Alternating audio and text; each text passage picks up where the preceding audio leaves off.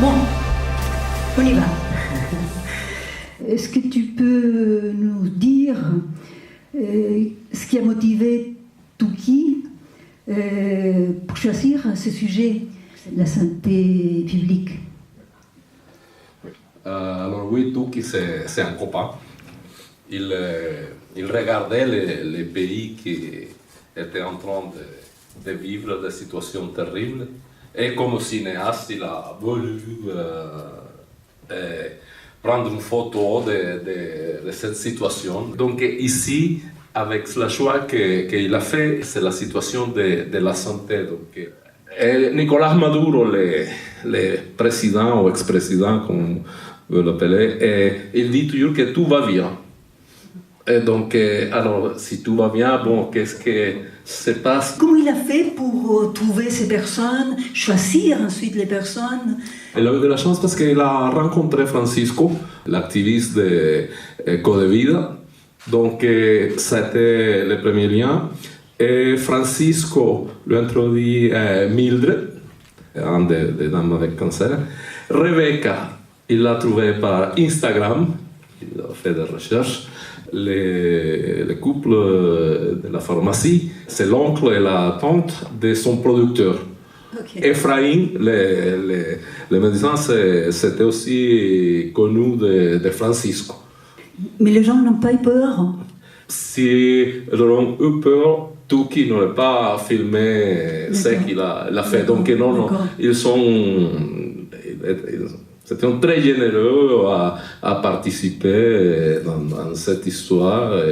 Il y a 6 mois que nous avons fait le choix du Venezuela avec l'Odyssée et les centres culturels.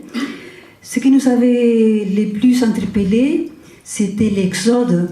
Venezuela est un pays de 30 millions d'habitants. Et on nous dit que 3 millions sont partis dans les 2 dernières années. Donc ça fait déjà 10% de la population. Ouais. Au début, c'était la classe moyenne qui partait. Je suis un exemple. Mais maintenant, c'est tous ceux qui peuvent partir partent. Les gens, ils n'avaient pas peur. Il y a un moment donné où ils commencent à parler de celui dont il ne faut pas prononcer le nom. C'est sans doute Maduro. Au Venezuela, chaque 23 minutes, une personne est assassinée. Moi, j'ai perdu un nouveau, il a pris une balle dans la tête pour lui voler la voiture. Et Francisco, qui reçoit les médicaments, il a peur aussi parce que le gouvernement nie la situation. Il n'y a pas de crise au Venezuela, tout va bien. Ça, c'est le titre du film. Donc, l'effet d'accepter des aides de l'extérieur, c'est illégal. Comment se fait-il qu'un pays qui a la réserve de pétrole la plus importante de la planète puisse aujourd'hui se retrouver dans une pénurie de médicaments? On a des maux à la tête, on a besoin d'un Doliprane et on ne le trouve pas. C'est inexplicable. C'est pas il faut vraiment faire des miracles pour détruire un pays qui, comme tu viens de dire, a les réserves pétrolières les plus larges du monde, plus que l'Arabie Saoudite. Dans la fin des années 90, à l'arrivée de Chavez au pouvoir, on produisait 3 millions de barils par jour. Actuellement, la production est moins d'1 million de barils. Donc voilà le résultat de la gestion du gouvernement de Chavez. Et il faut le dire, parce qu'on parle toujours maintenant de Maduro. Mais Maduro, c'est l'héritier de politique de Hugo Chavez.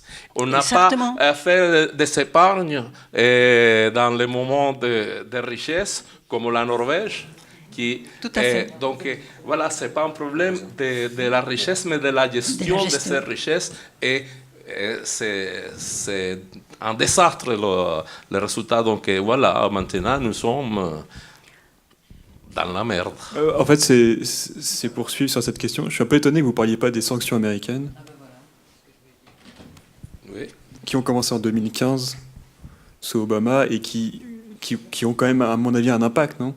J'ai l'impression qu'il y a eu il y a une combinaison quand même. C'est-à-dire que le gouvernement Maduro, enfin Chavez et Maduro, n'a pas été aidé quand même par les gentils américains. C'est très bien votre question, parce qu'en fait, Chavez a pu financer toute son aventure grâce aux États-Unis, parce que Venezuela n'a jamais arrêté de vendre de pétrole aux États-Unis. En fait, c'était le meilleur client de Venezuela. Les grands clients de la révolution socialiste de Venezuela étaient les États-Unis qui continuaient à acheter le pétrole. Non, mais c'est très intéressant parce qu'au Venezuela, il y a une très grande présence cubaine. Okay?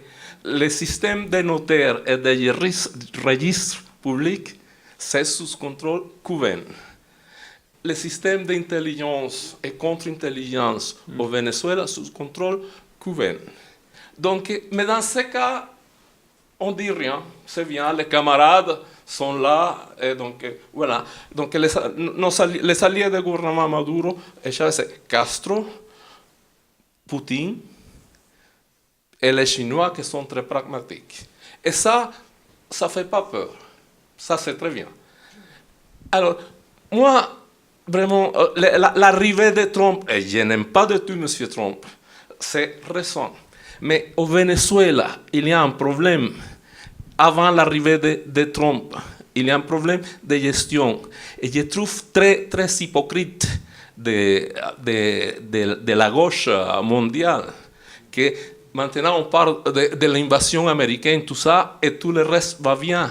Donc moi, à la fin, je m'en fous des Américains. Il y a un problème de Vénézuéliens qui sont dans la misère après 20 ans de gestion de ce gouvernement.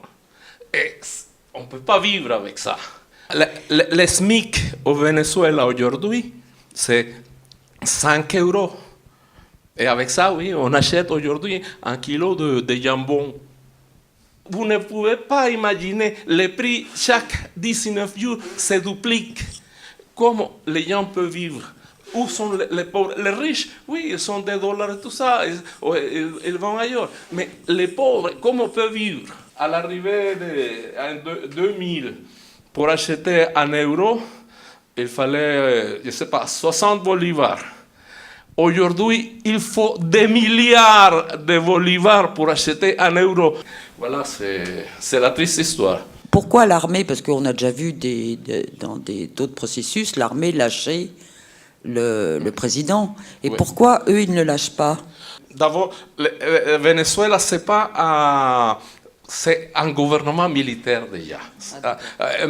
Ce n'est même pas, ce n'est pas civico-militaire, c'est militaire-civique.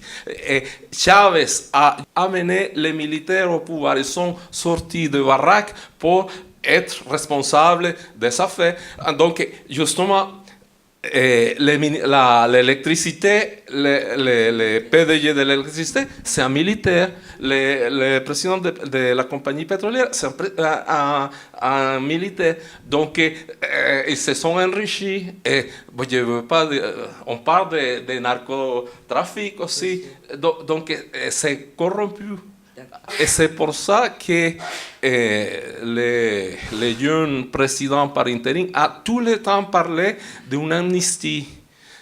Et ça, ce n'est pas populaire pour beaucoup de gens de l'opposition parce qu'on veut justice. Mais justement, on sait qu'il faut négocier, comme ça se passe partout, ça s'est passé au Chili, ça s'est passé dans l'Espagne post-Franco, donc voilà, mais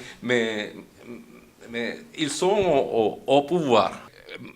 Le président ou l'ex-président Maduro reste au pouvoir parce qu'il a le soutien des armes.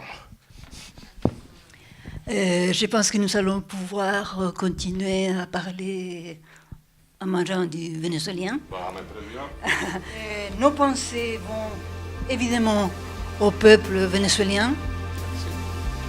Un grand merci aussi à vous, notre public fidèle. Merci beaucoup. Et n'oubliez pas, dans l'actualité, les prochains rendez-vous, c'est l'Algérie, le 10 avril.